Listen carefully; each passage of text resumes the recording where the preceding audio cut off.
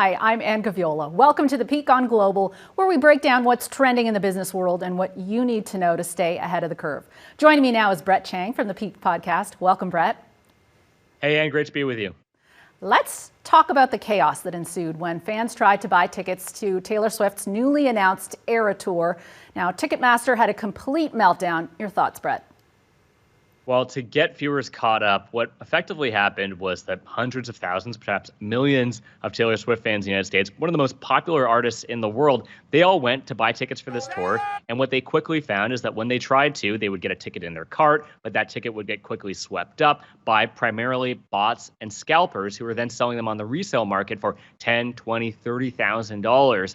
Basically making them out of reach for the vast majority of Taylor Swift fans. And so there was this inherent reaction against that. And when they started to dig deeper into what the underlying problem was, what they found was kind of interesting, which is that Ticketmaster is what some might call a monopoly. Their parent company is Live Nation, and between the two of them, they control both the sale of the tickets and the promotion of the events, which means that artists don't have a lot of choice and fans don't have a lot of choice in where they buy their tickets from. And so that's what's been found, and now the U.S. Department of Justice is looking into it.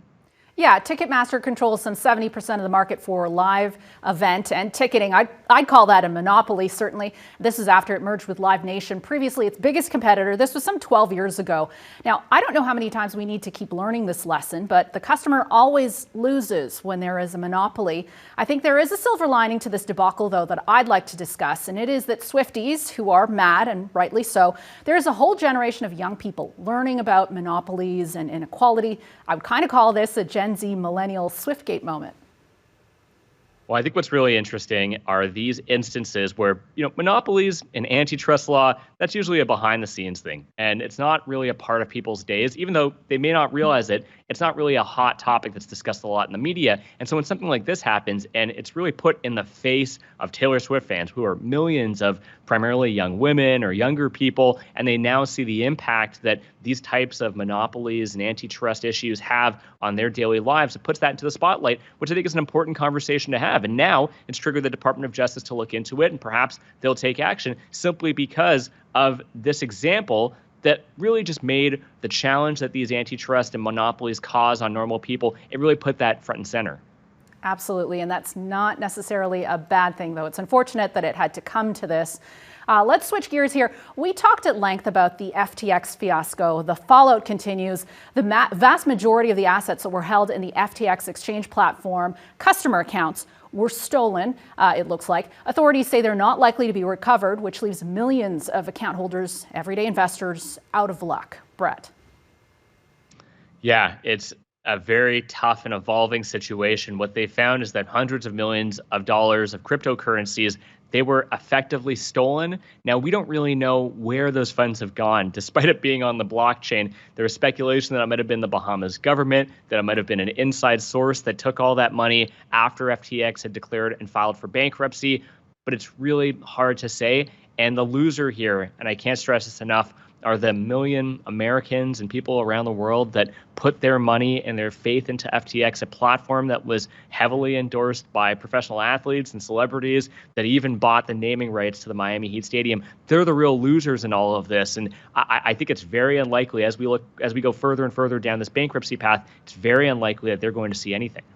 Yeah, cryptocurrency is supposed to be very trackable because it's on the blockchain and immutable digital ledger. But it looks like there were some very sophisticated methods used to scramble that information to make it really difficult to kind of trace back those paths.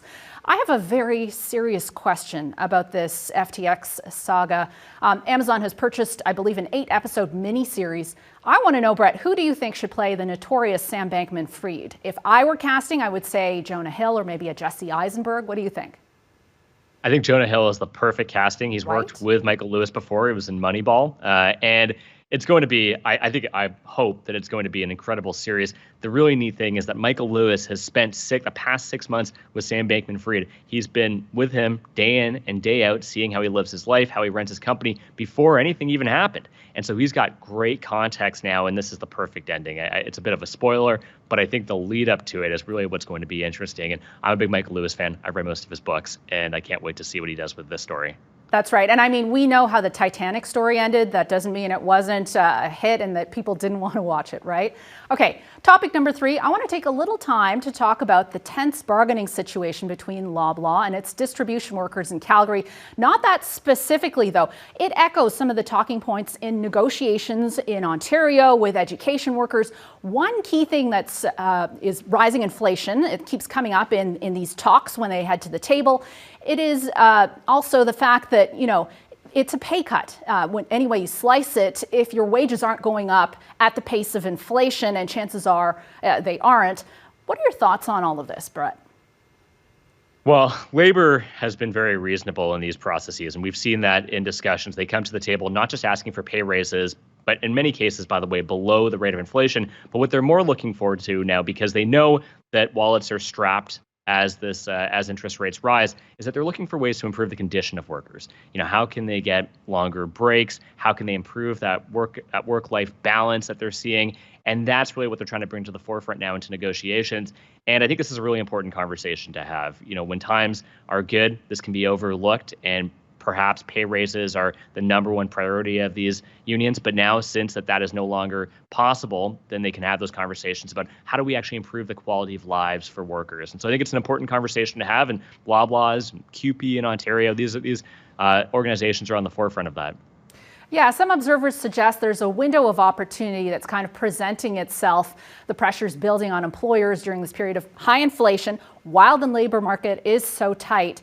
And as you mentioned, it's not all about wages. It is very much about working conditions front and center. We've been talking about work-life balance for years, but my feeling is that workers, maybe they take it a lot more seriously now because of everything that we've collectively been through this pandemic. What do you think? Yeah, and I think it's a great point. When we think about work-life balance, at least when I think about work-life balance for myself in particular, I am a member of a professional class where we sit behind a laptop all day. And I think what is often neglected and forgotten is how do we create work-life balance for everyone else? If you're an education worker or if you're working as a cashier at the Loblaws, what does your work-life balance look like? And I think it's time we put those conversations into the forefront and figure out how we can improve conditions for those workers, because as we saw during the COVID-19 pandemic, those workers were on the front lines of serving us and making sure things continue to function when we needed them the most. And I think it's important that now, with that in hindsight, and reflecting on that experience, that we can have that conversation about how do we improve these workers' lives and their conditions. And that work-life balance is not just, me being able to shut my laptop off and go home, but it's also for them. How do they create that balance in their lives as well? That's right. A lot of these unsung frontline heroes, absolutely, in my books. Thank you so much, as always, for your time and your insight, Brett. Thanks, Anne. And you can get all your daily business news with the Peak Daily Podcast. It is available for free on Apple Podcasts, Spotify, and wherever you find your favorite podcasts.